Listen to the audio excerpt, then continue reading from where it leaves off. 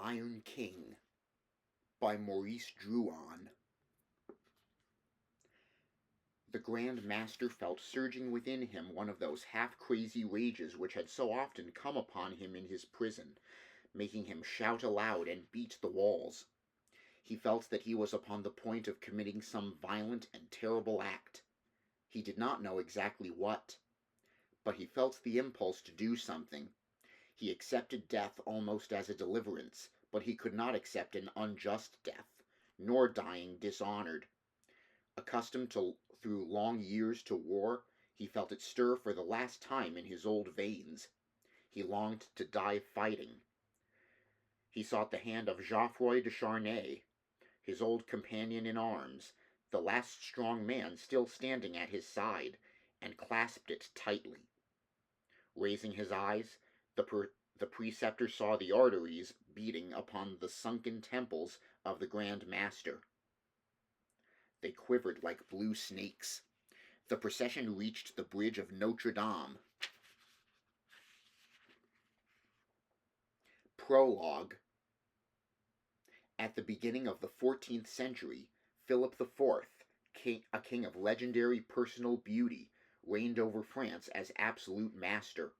He had defeated the warrior pride of the great barons, the rebellious Flemings, the English in Aquitaine, and even the papacy which he had proceeded to install at Avignon.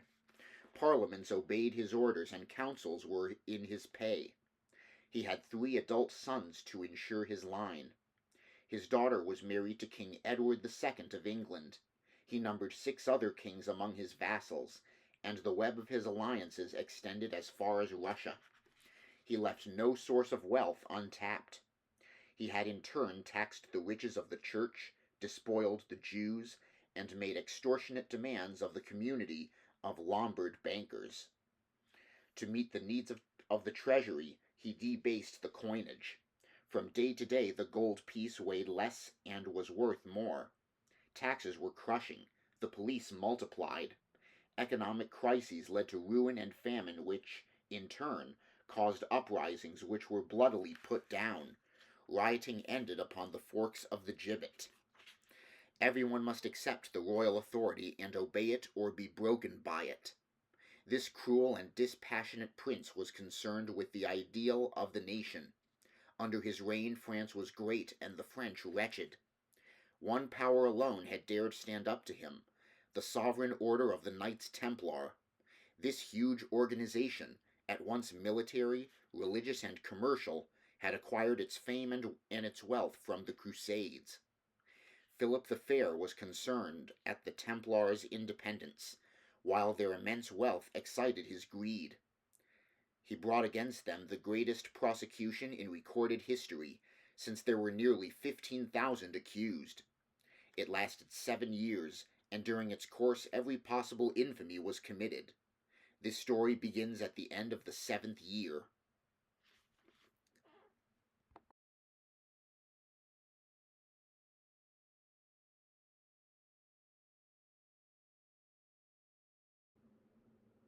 Chapter 1.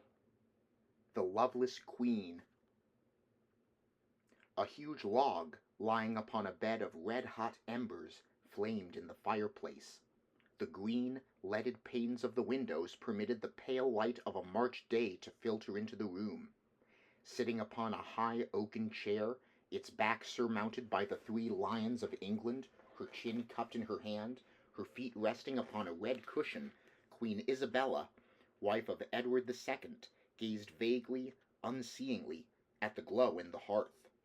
She was 22 years old, her complexion clear, pretty, and without blemish. She wore her golden hair coiled in 2 long tresses upon each side of her face like the handles of an amphora. She was listening to one of her French ladies reading a poem of Duke William of Aquitaine. D'amour ne dois-je plus des biens, car je n'en ai pour ne rien, car je n'en ai qui me convient. The sing-song voice of the reader was lost in this room, which was too large for women to be able to live in happily. Bientôt m'arriverai en exil, en grand peur, en grand péril. The Loveless Queen sighed. "How beautiful those words are," she said. "One might think that they had been written for me. Ah, the time is gone when great lords were as practiced in poetry as in war.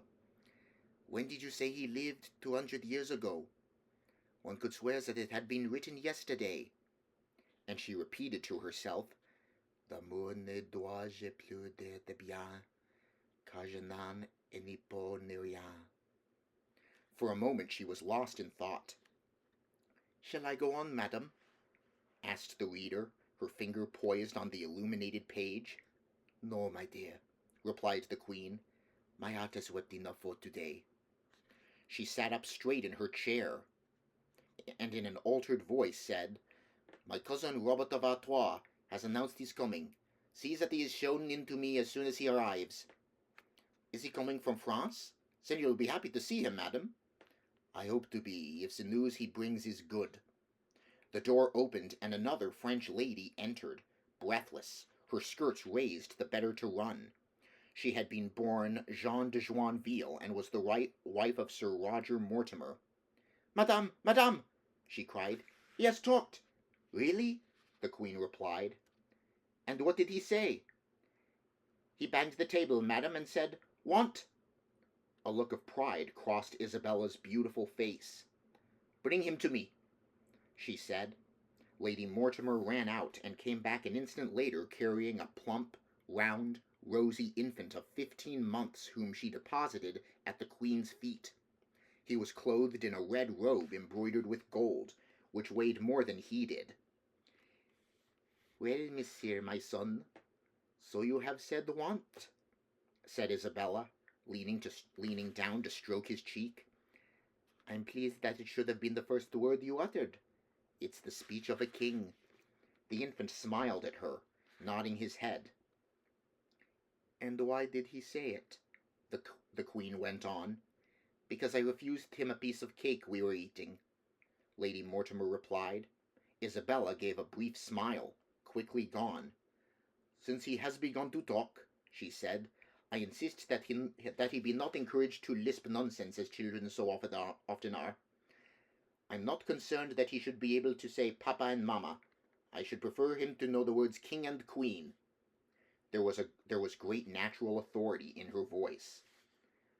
"You know, my dear," she said, "the reasons that induced me to select you as my son's governess. You are the great niece of the great Joinville, who went to the Crusades with my great-grandfather, Monsieur Saint Louis. You will know how to teach the child that he belongs to France as much as to England." Lady Mortimer bowed. At this moment the first French lady returned, announcing Monseigneur Count Robert of Artois. The Queen sat up very straight in her chair, crossing her white hands upon her breast in the attitude of an idol. Though her perpetual concern was to appear royal, it did not age her. A 16-stone step shook the floorboards. The man who entered was 6 feet tall, had thighs like the trunks of oak trees, and hands like maces. His red boots of Cordoba leather were ill-brushed, still stained with mud. The cloak hanging from his shoulders was large enough to cover a bed. With the dagger at his side, he looked as if he were going to the wars. Wherever he might be, everything about him seemed fragile, feeble, and weak. His chin was round, his nose short, his jaw powerful, and his stomach strong. He needed more air to breathe than the common run of men. This giant of a man was 27 years old, but his age was difficult to determine beneath the muscle, and he might well have been 35. He took his gloves off as he approached the Queen, went down on one knee, with surprising nimbleness in one so large, then stood erect again without even allowing time to be invited to do so. "Well, monsieur, my cousin," said Isabella, "did you have a good crossing?" "Horrible, madam, quite appalling," replied Robert of Artois. "There was a storm to make you bring up your guts and your soul. I thought my last hour had come, and began to confess my sins to God. Fortunately, there were so many that we'd arrived before I'd had time to recite the half of them. I've still got sufficient for the return journey." He burst out laughing, and the windows shook. "And by God," he went on, "I'm more suited to travelling upon dry lands and crossing salt water. And if it weren't for the love of you, madame, my cousin, and for the urgent tidings I have for you—" "Do you mind if I finish with him, cousin?" said Isabella, interrupting him. She pointed to the child. "My son has begun to talk today." Then to Lady Mortimer, "I want him to get accustomed to the names of the relatives, and he should know as soon as possible that his grandfather, Philip the Fair, is King of France. Start repeating to him the Pater and the Ave, and also the prayer to Monsieur Saint Louis. These are things that must be instilled into his heart even before he can understand them with his reason." She was not displeased to be able to show one of her French relations, himself a descendant of a brother of Saint Louis, how she watched over her son's education. "That's sound teaching you're giving the young man," said Robert of Artois. "One can never learn to reign too soon," replied Isabella. Unaware that they were talking of him, the child was amusing himself by walking with that careful, uncertain step peculiar to infants. "To think that we were once like that, said Artois. "It is certainly difficult to believe it when looking at you, cousin," said the Queen, smiling. For a moment she thought of what the women must feel who had given birth to this human fortress, and of what she herself would feel when her son became a man. The child went over to the hearth as if he wished to seize a flame in his tiny fist. Extending a red boot, Robert of Artois barred the road. Quite unafraid, the little prince seized the leg in arms which could barely encircle it, and, sitting astride the giant's foot, he was lifted 3 or 4 times into the air. Delighted with the game, the little prince laughed aloud. "Ah, Monsieur Edouard," said Robert of Artois. "Later on, when you're a powerful prince, shall I dare remind you that I gave you a ride on my boot?" "Yes, cousin," replied Isabella, "if you always show yourself to be our loyal friend. You may leave us now," she added. The French ladies went, taking with them the infant, who, if fate pursued its normal course, would one day become Edward III of England. Robert of Artois waited till the door was closed. "Well, madame," he said, to complete the admirable lessons you have given your son, you will soon be able to inform him that Marguerite of Burgundy, Queen of Navarre, future Queen of France, granddaughter of Saint Louis, is qualifying to be called by her people Marguerite the Whore." "Really?" asked Isabella. "Is what we suspected true, then?" "Yes, cousin, and not only in respect of Marguerite, it's true for your 2 sisters-in-law as well." "What? Both Jean and Blanche?" "As regards Blanche, I'm sure of it. Jean—" Robert of Artois sketched a gesture of uncertainty with his hand. "She's cleverer than the others," he added, "but I've every reason to believe that she's as much of a whore." He paced up and down the room and then sat down again, saying, "Your 3 brothers are cuckolds, madam, as cuckold as any clodhopper." The Queen rose to her feet. Her cheeks showed signs of blushing. "If what you're saying is sure, I won't stand it," she said. "I won't tolerate the shame and that my family should become an object of derision." "The barons of France won't tolerate it either," said Artois. "Have you their names, the proof?" Artois sighed heavily. "When you came to France last summer with your husband, to attend the festivities at which I had the honor to be dubbed knight with your brothers, for you know," he said, laughing, "they don't stint me of honors that cost nothing. I told you of my suspicions and you told me yours. You asked me to watch and keep you informed. I'm your ally. I've done the one, and I've come here to accomplish the other." "Well, what have you discovered?" Isabella asked impatiently. "In the first place, that certain jewels have disappeared from the casket of your sweet, worthy and virtuous sister-in-law, Marguerite. Now, when a woman secretly parts with her jewels, it's either to make presents to her lover or to bribe accomplices. That's clear enough, don't you agree? She can pretend to have given alms to the church. Not always. Not, for instance, if a certain brooch has been exchanged with a Lombard merchant for a Damascus dagger." "And have you discovered at whose belt that dagger hangs?" "Alas, no," Artois replied. "I've searched, but I've lost the scent. The clever bitches, as I've told you. I've never hunted stags in my forest of Conche that knew better how to conceal their line and take evasive action. Isabella looked disappointed. Stretching wide his arms, Robert of Artois anticipated what she was going to say. "Wait, wait!" he cried. "That is not all. The true, pure chaste Marguerite has had an apartment furnished in the old tower of the Hôtel de Nesle, in order, so she says, to retire there to say her prayers. Curiously enough, however, she prays there on precisely those nights your brother Louis is away. The lights shine there pretty late. Her cousin Blanche, sometimes her cousin Jean, joins her there. Clever wenches. If either of them were questioned, she's merely to reply, 'What's that? Of what are you accusing me? But I was with the other.' One woman at fault finds it difficult to defend herself. 3 wicked harlots are in our fortress. But listen, on those very nights Louis is away, on the nights the Tower of Nesle is lit up, there has been movement seen on that usually deserted stretch of river bank at the tower's foot. Men have been seen coming from it, men who were certainly not dressed as monks, and who, if they had been saying evensong, would have left by another door. The court is silent, but the populace is beginning to chatter, since servants always start gossiping before their masters do." He spoke excitedly, gesticulating, walking up and down, shaking the floor, beating the air with great swirls of his cloak. Robert of Artois paraded his superabundant strength as a means of persuasion. He sought to convince with his muscles as well as with his words. He enclosed his interlocutor in a whirlwind, and the coarseness of his language, so much in keeping with his appearance, seemed proof of a rude good faith. Nevertheless, upon looking closer, one might well wonder whether all this commotion was not perhaps the showing off of a mountebank, the playing of a part. A calculated, unremitting hatred glowed in the giant's grey eyes, and the young queen concentrated upon remaining mistress of herself.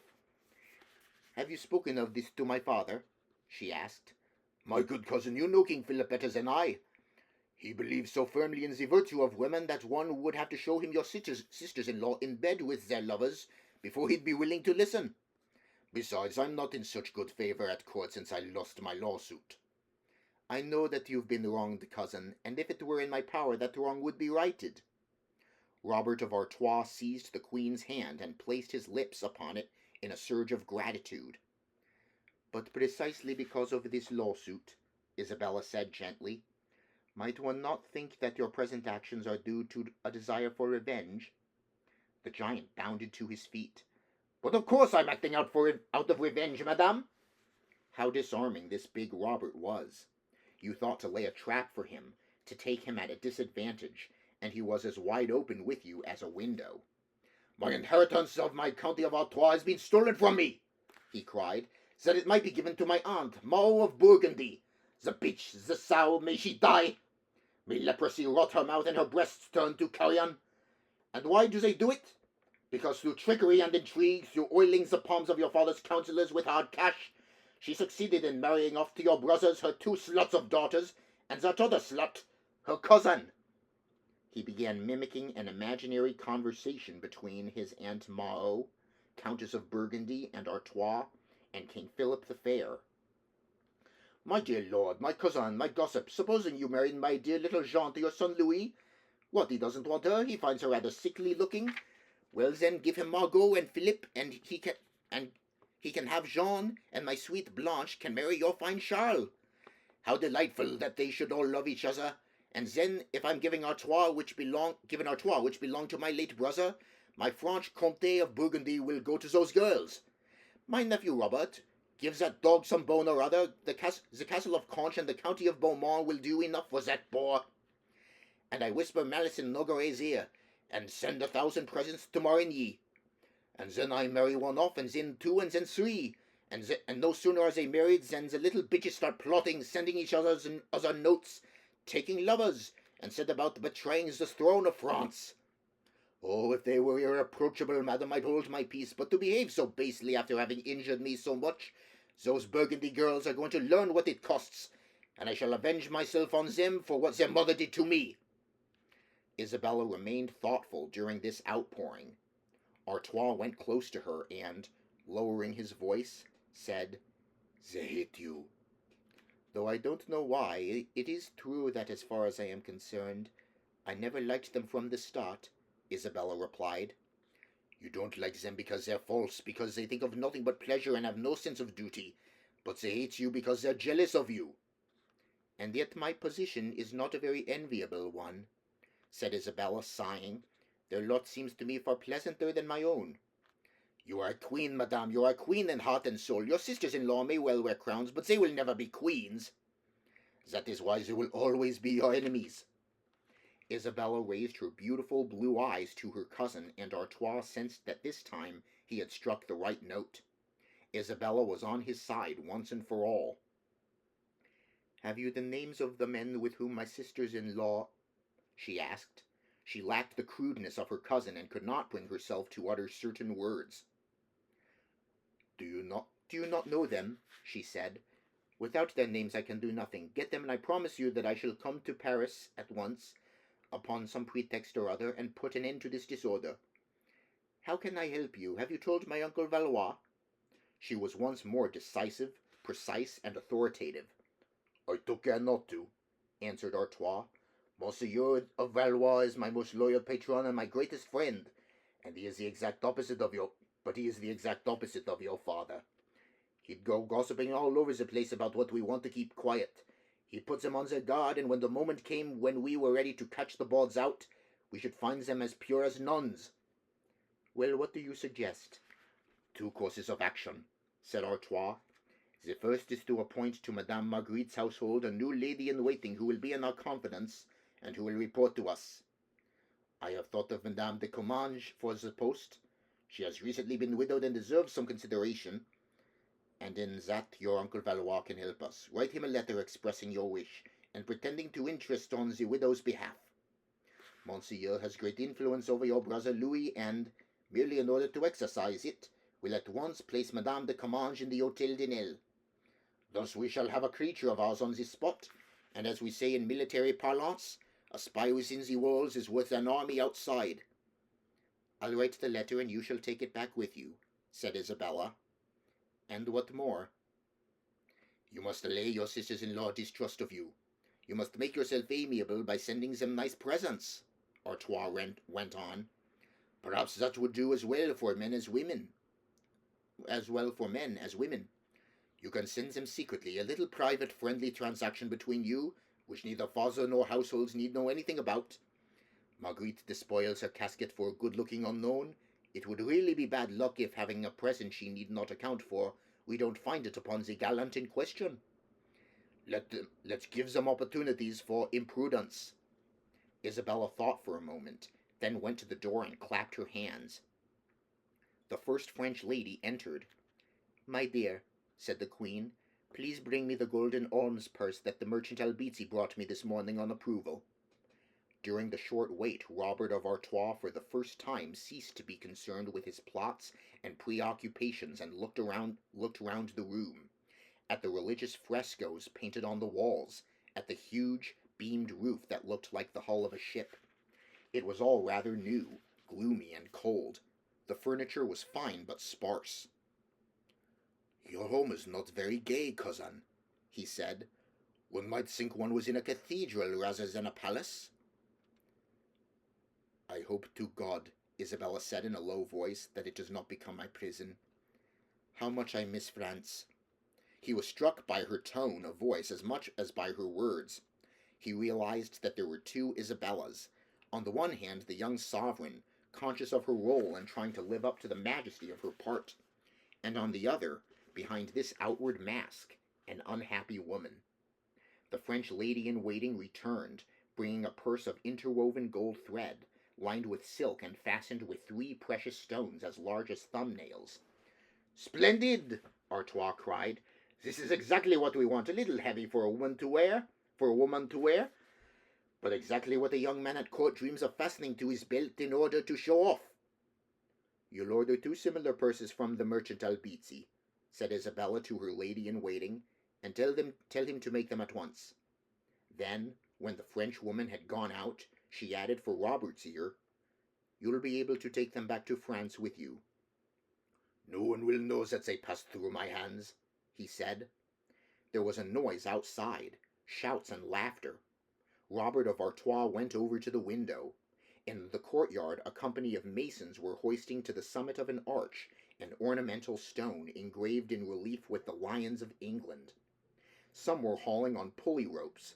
Others, perched on a scaffolding, were making ready to seize hold of the block of stone, and the whole business seemed to be carried out amid extraordinary good humour. "Well," said Robert of Artois, "it appears that King Edward still likes masonry." Among the workmen he had just recognized Edward II., Isabella's husband, a good-looking man of 30, with curly hair, wide shoulders, and strong thighs. His velvet clothes were dusty with plaster. "They've been rebuilding Westminster for more than 15 years, said Isabella angrily. She pronounced it Westmuster, in the French manner. "For the whole 6 years I've been married, I've lived among trowels and mortar. They're always pulling down what they built the month before. It's not masonry he likes, it's his masons. Do you imagine they even bother to say sire to him? They call him Edward and laugh at him, and he loves it. Just look at him." In the courtyard, Edward II was giving orders, leaning on a young workman, his arm around the boy's neck. About him was an air of suspect familiarity. The lions of England had been lowered back to earth, doubtless because it was thought that their proposed site was unsuitable. "I thought," Isabella went on, "that I had known the worst with Sir Piers Gaveston. That insolent, boastful Bernay ruled my husband so successfully that he ruled the country too. Edward gave him all the jewels in my marriage casket. In one way or another, it seems to be a family custom for the woman's jewels to end up on men." Having beside her a relation and a friend, Isabella at last allowed herself to express her sorrows and humiliations. The morals of Edward II were known throughout Europe. "A year or so ago, the barons, I succeeded in bringing Gaveston down. His head was cut off. The barons and I succeeded in bringing Gaveston down. His head was cut off, and now his body lies rotting in the ground at Oxford," the young queen said with satisfaction.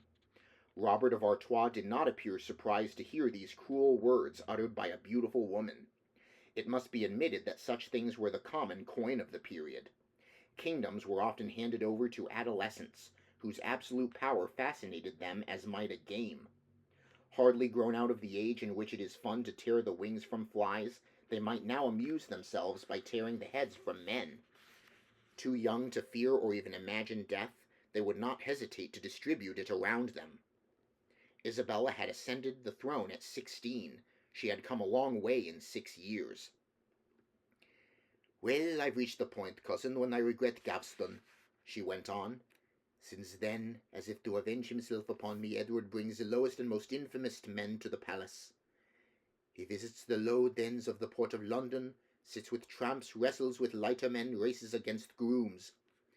Fine tournaments these for our delegation. He has no care who runs the kingdom, provided his pleasures are organized and shared.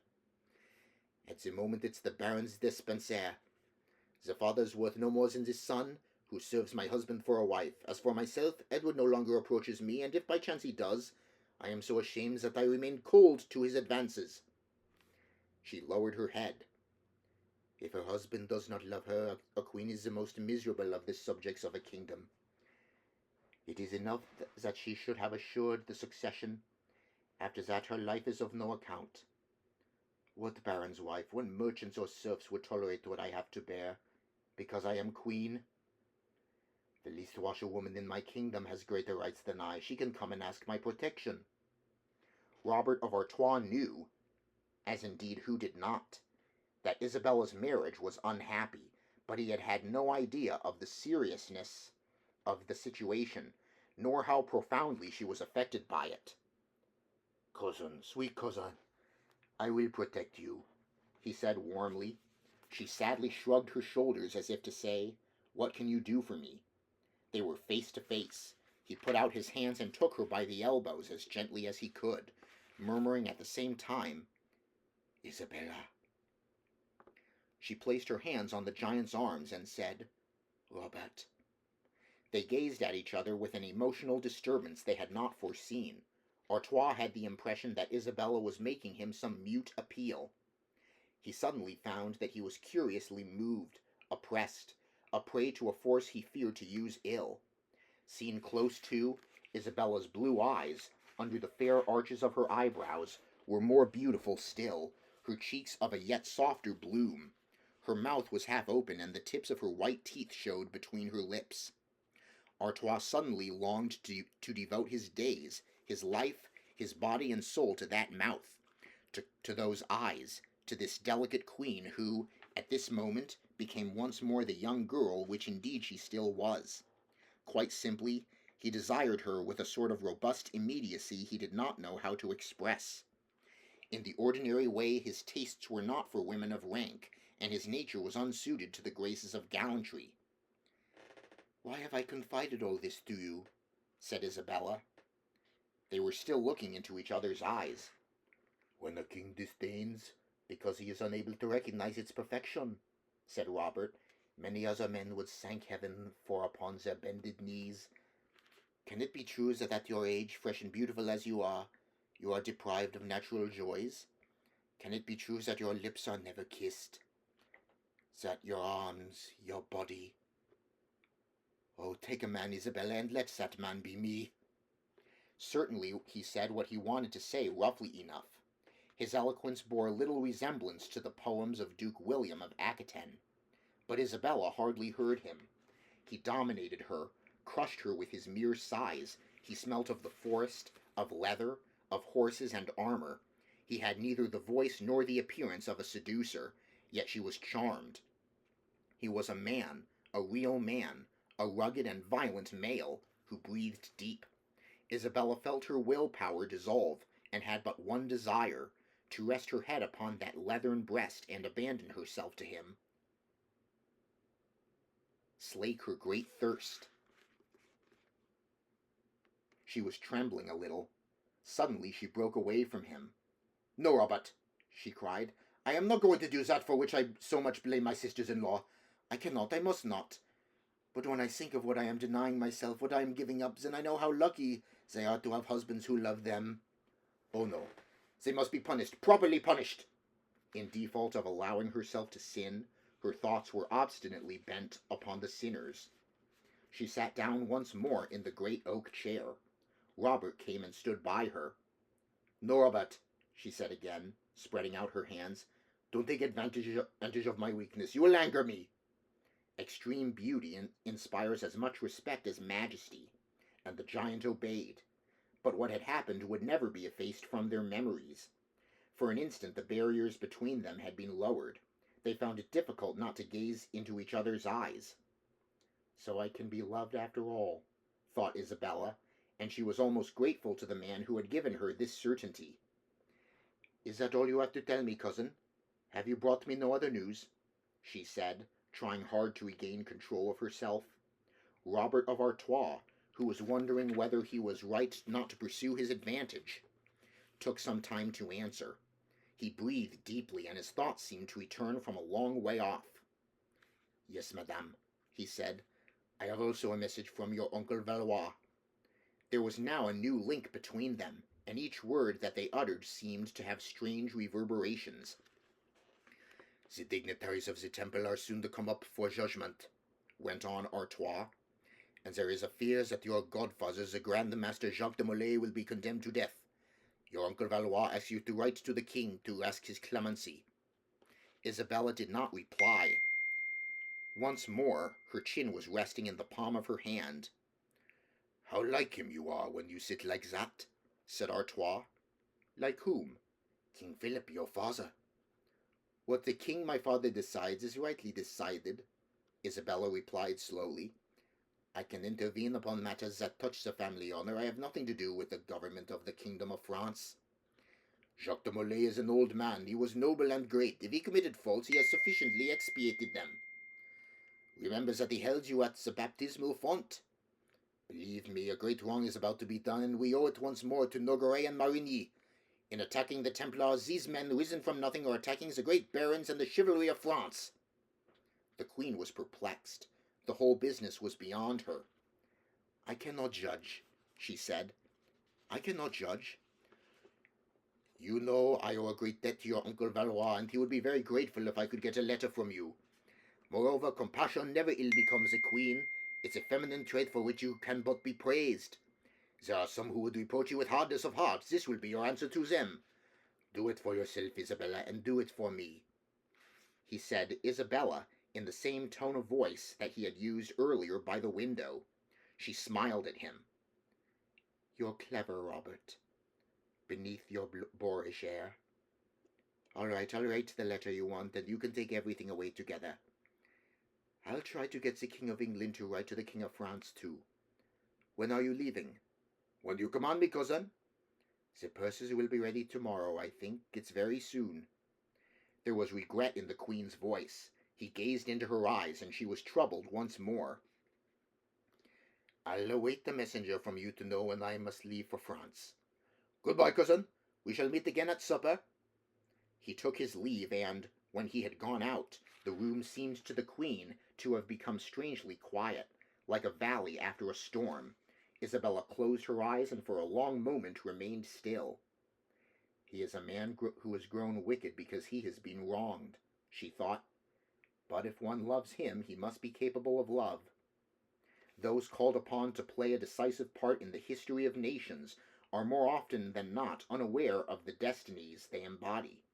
These two people who had had this long interview upon a March afternoon of 1314 in the Palace of Westminster could not know that, as a result of their actions, they would, almost alone, become the artisans of a war between the kingdoms of France and England, which would last more than 100 years.